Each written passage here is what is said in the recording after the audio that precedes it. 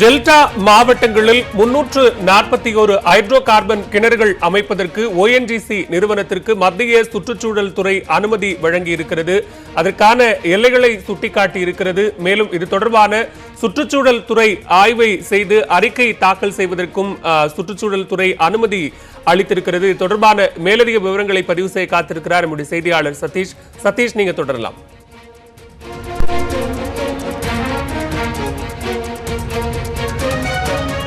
கடந்த ஆண்டு ONGC நிறுவனம் மற்றும் வேதாந்தா நிறுவனத்துக்கு காவிரி டெல்டா பகுதிகளில் மொத்தம் 4 மண்டலங்களில் ஒட்டுமொத்தமாக 341 கிணறுகளில் ஹைட்ரோ கார்பன் எடுப்பதற்கான ஒரு வணிக ரீதியான ஒப்பந்தம் என்பது பெட்ரோலியத்துறை அமைச்சகம் மற்றும் இந்த நிறுவனங்களுக்கிடையே கையெழுத்தானது. அதன் அடிப்படையில் 274 கிணறுகளை வேதாந்தா நிறுவனம் அமைப்பதற்கான சுற்றுச்சூழல் அனுமதி கோரி மார்ச் மாதம் விண்ணப்பித்திருந்தது.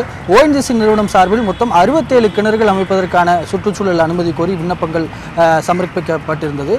முதற்கட்டமாக மார்ச் மாதமே ONGC நிறுவனத்துக்கு 27 கிணறுகள் அமைப்பதற்கான அந்த சுற்றுச்சூழல் தாக்க அறிக்கை என்பார்கள். இந்த அறிக்கையை தயார் செய்துதான் சுற்றுச்சூழல் அனுமதியை பெற வேண்டும். இந்த அறிக்கையை தயார் செய்வதற்கான ஆய்வு எல்லைகளை வழங்கி மத்திய சுற்றுச்சூழல் துறை உத்தரவிட்டிருந்தது.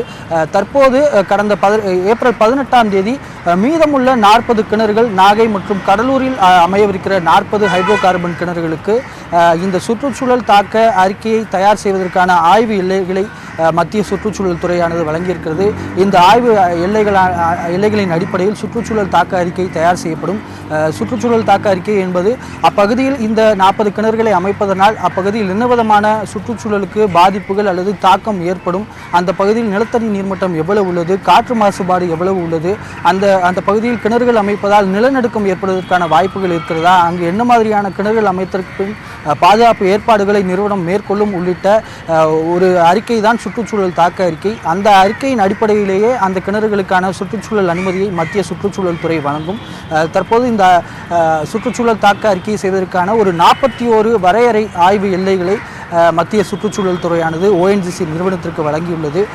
இந்த சுற்றுச்சூழல் தாக்க அறிக்கை தயார் செய்வதற்கு 3 மாத காலத்திலிருந்து 6 மாத காலம் ஆகலாம். இந்த இடைப்பட்ட காலத்தில் இந்த அறிக்கையை தயார் செய்து முடித்ததற்கு பின்பாக மீண்டும் இந்த அறிக்கையை சமர்ப்பித்து சுற்றுச்சூழல் அனுமதி பெற்று விரைவில் இந்த திட்டம் தொடங்கப்படுவதற்கான ஒரு முதற்கட்ட அனுமதியாகவே இது பார்க்கப்படுகிறது.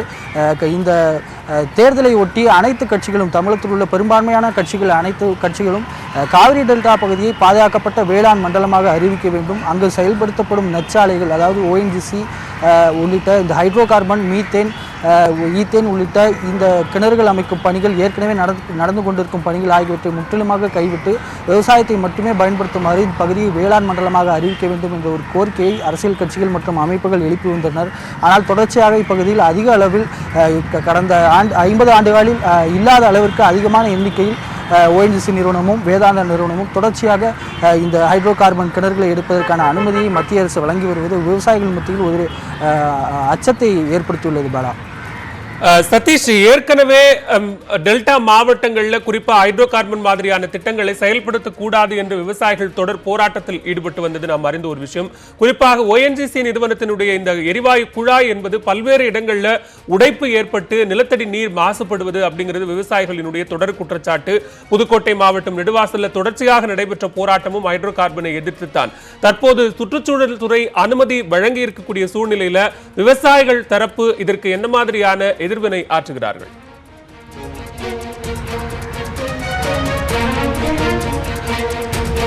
நிச்சயமாக இந்த தேர்தலுக்கு முன்பாகத்தான் ஒரு நீண்ட போராட்டமானது இந்த டெல்டா மாவட்டங்களில் நடந்தது. குறிப்பாக இந்த எண்ணெய் கிணறுகளை இங்கு அமைக்கக்கூடாது என்பதற்காக இந்த தேர்தல் வாக்குறுதியானது பல்வேறு கட்சிகளும் தேர்தல் வாக்குறுதிகளில் குறிப்பாக இந்த காவிரி டெல்டா பகுதி முழுக்கவுமே ஒரு பாதுகாக்கப்பட்ட வேளாண் மண்டலமாக அறிவிப்போம் அல்லது மத்திய அரசை வலியுறுத்துவோம் என்ற ஒரு கோரிக்கையை வாக்குறுதியை அவர்கள் அளித்திருந்ததால் விவசாயிகளுக்கு சற்று மகிழ்ச்சி இருந்தது.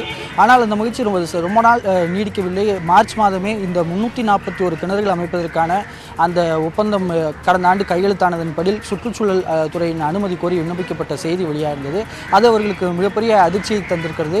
அந்த செய்தி வெளியான போது தொடர்ச்சியான போராட்டங்கள் இந்த பகுதியில் நடைபெறும், இந்த அறிவிப்பை மத்திய அரசு திரும்ப பெற்றுக்கொள்ள வேண்டும், மாநில கட்சிகளின் கோரிக்கையின்படி இந்த பகுதியை வேளாண் மண்டலமாக அறிவிக்க வேண்டும் என்பதே அவர்களது கோரிக்கையாக உள்ளது.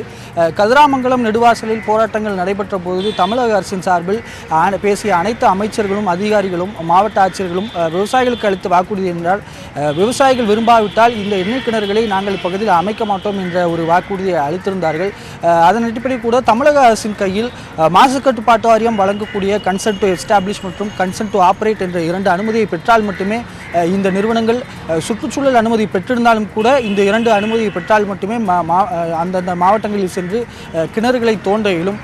இனிமேல் இன்னும் ஒரு 3 மாத காலம் நேரம் இருக்கிறது. இந்த சுற்றுச்சூழல் துறை அனுமதியை அவர்கள் பெற்றிருந்தாலும் கூட தமிழக அரசின் கையில் இருக்கிற அந்த மாசு கட்டுப்பாட்டு வாரிய அனுமதியை தமிழக அரசு விவசாயிகளுக்கு அளித்த வாக்குறுதியின்படி அவர்கள் அந்த அனுமதியை தருகிறார்களா அல்லது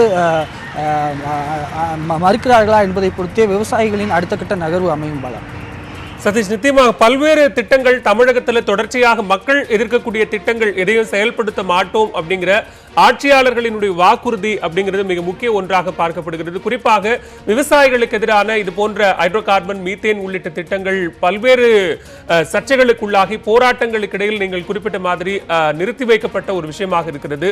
தற்போது மத்திய அரசை பொறுத்த வரைக்கும் ஒரு புதிய அரசு பொறுப்பேற்பதற்கான ஒரு கால அவகாசத்தில் ஒரு காபந்து அரசாகவே இந்த அரசு செயல்பட்டு கொண்டிருக்கிறது. ஒருவேளை புதிய அரசு பொறுப்பேற்கும் வரை அதற்கான கால அவகாசம் கிடைக்கும் என்று நாம் எதிர்பார்க்கலாமா?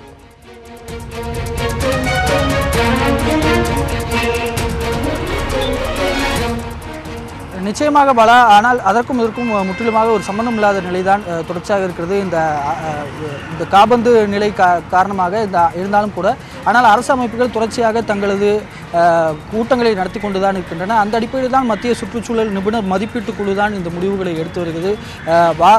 மாதத்திற்கு 4 முறை இந்த கூட்டம் கூடுகிறது. இந்த 4 கூட்டங்களிலும் தொடர்ச்சியாக பல திட்டங்களுக்கான அனுமதி வழங்கப்பட்டு தான் வருகிறது. தமிழகத்தை பொறுத்த மட்டில் தற்போது 341 கிணறுகள் அமைக்கப்படுவதற்கான அந்த விண்ணப்பங்கள் என்பது மத்திய சுற்றுச்சூழல் துறையில் நிலுவையில் உள்ளன.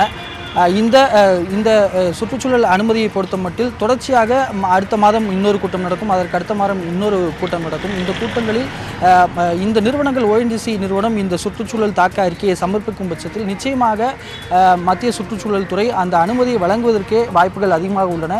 ஏனால் கடந்த ஆண்டும் கூட பல கிணறுகள் அமைப்பதற்காகவும் பல கிணறுகளின் கால அவகாசத்தை நீட்டிப்பதற்கான அனுமதியை மத்திய சுற்றுச்சூழல் துறை வழங்கியிருந்தது. ஆட்சி மாற்றம் என்ற ஒன்றிற்கான ஒரு தாமதிக்கவோ இல்லை சற்று தள்ளி முடிவெடுக்கலாம் என்ற ஒரு விடயம் என்பது இந்த நிபுணர் மதிப்பீட்டு குழுவில் இல்லை. அது ஒரு சுதந்திரமான அமைப்பாகத்தான் செயல்பட்டு வருகிறது. அவர்கள் நிச்சயமாக ONGC நிறுவனமோ வேதாந்தா நிறுவனமோ இந்த சுற்றுச்சூழல் தாக்க அறிக்கையை சமர்ப்பிக்கும் பட்சத்தில் உடனடியாக சுற்றுச்சூழல் துறை அனுமதியை தருவதற்கான வாய்ப்புகள் தான் இருக்கிறது. இந்த தேர்தலுக்கு பின்பாக தமிழகத்தில் ஆட்சி மாற்றம் ஏற்படாதா என்பது குறித்த ஒரு கேள்வி இருக்கிறது.